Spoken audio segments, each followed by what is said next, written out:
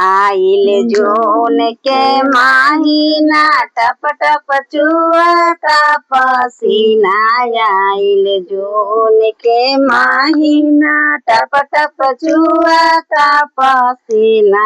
बिया हो राउर घर में एको नाही बेनिया बारा जोर गरमिया। बिया हो राउर घर में एको नाही बेनिया बारा जोर गरमिया।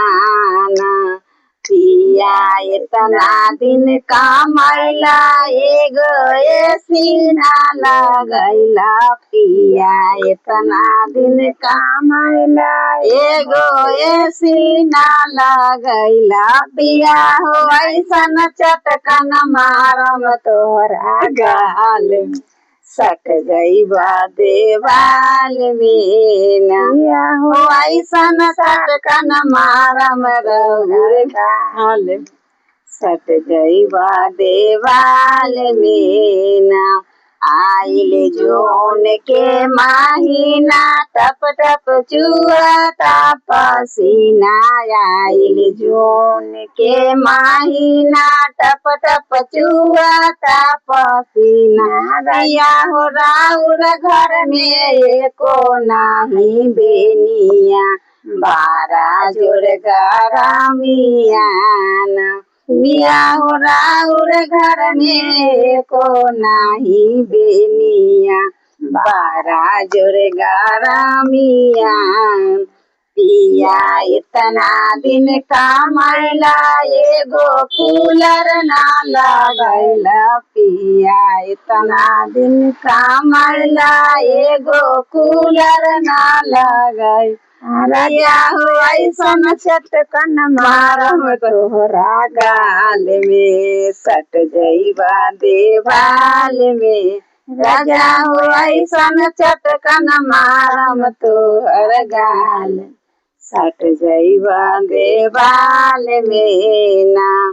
आइल जून के महीना टप टप चुअता पसीना। आइल जून के महीना टप टप चुअता पसीना।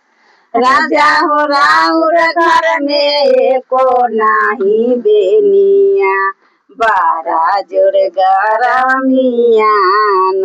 राजा हो राउर घर में एको नाही बेनिया बारा जोर गरमिया।